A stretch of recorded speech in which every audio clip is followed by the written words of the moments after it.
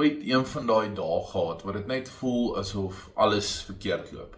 Jou skoenvete raak vas in jou kar se clutch en daar sit jy vas in jou eie kar terwyl jy haastig is. Jou gasbottel raak klaar soos wat jou kos halfpad gaar is, of jy kom by die skool of die werk of by die huis aan en jou internet is af, of jy word wakker en jou hond is siek en dit maak jou laat vir jou hele dag. En dan na hierdie hele dag se gestoei, kom jy by die huis en dan is jou krag ook nog af. Ek dink almal van ons ken daai gevoel of het al sulke dae beleef. Alhoewel die vassit in jou eie kar, dit was nogals nuut geweest. Maar met sulke dae is dit maklik om te wonder, hoekom gebeur hierdie goed? Hoekom kry mense sulke dae? Waar dit net voel asof alles wat verkeerd kan gaan doen. En daai vraag het onlangs by my opgekom, nie as 'n diep teologiese vraag of iets, net hoekom kry mense sulke dae of hoekom gebeur dit? En ek besef toe nie noodwendig 'n antwoord op daardie vraag nie, maar eerder 'n ander perspektief. Maar ek kan dankbaar wees dat ek het 'n kar om in vas te sit, of 'n mens kan dankbaar wees jy het kos wat jy nie nou kan klaarmaak nie, of dankbaar wees dat jy gewoond is aan krag of aan internet. Sien, deur verder te kyk as die huidige situasie of omstandigheid of frustrasie, besef 'n mens uiteindelik hoe tydelik en hoe klein dit is in al die seëninge wat daar is.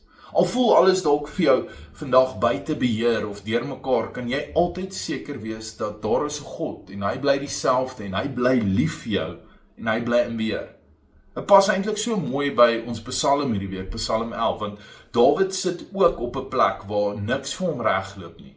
Sy vyande is op hom en die situasie lyk so bleek dat sy eie mense sê vir hom dat hy moet vlug na die berge toe soos die voëls, want die vyand is gereed, jou enigste opsie is om te vlug.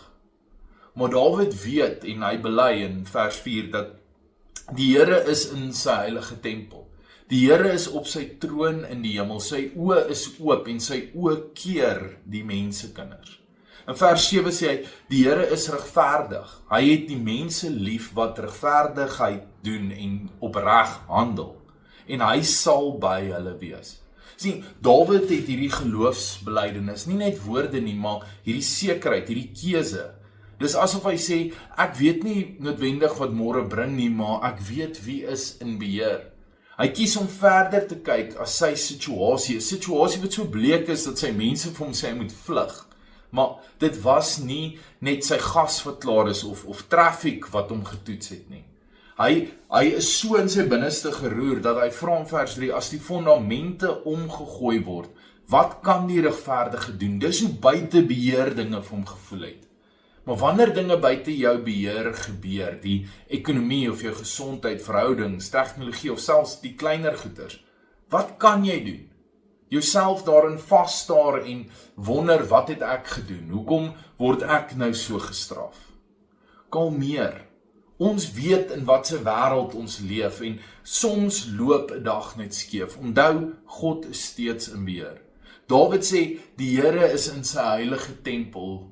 Die Here, sy troon is in die hemel. Hy's bo oor alles. God bly in beheer, selfs al voel dit of die grond onder jou bewe. Dis hoekom ons belydenis so belangrik is, want as jy bely, of wat jy bely, glo jy. En dis waaraan jy kan vashou, maak nie saak hoe die dag uitdraai nie. God verander nie, hy's nie liewer vir jou op dae wanneer jy voel jy het 'n goeie dag en minder lief vir jou op dae wat jy 'n slegte dag ervaar nie.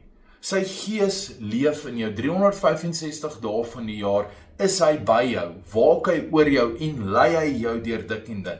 Dis 'n anker vir elke dag wanneer dinge nie altyd vir ons sin maak nie. Dis die fondasie wat nooit verbrokkel nie. Vers 7 sê, die Here is regverdig en hy het die mense lief wat regverdig en opreg handel, en hy sal by hulle wees. Punt.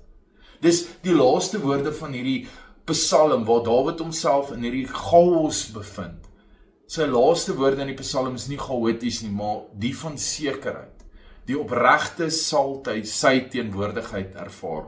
Daarin lê ons rus. Selfs as die normale wat ons so aangewoond is begin wankel. God is goed. God is regverdig en God is en bly in beheer. So, kies vandag om onversteurd te wees deur die veranderende uiterlikes van die omstandighede, dit wat jy in elk geval nie kan beheer nie. En vind rus by die een wat nooit beheer verloor nie, die een wat altyd waak en altyd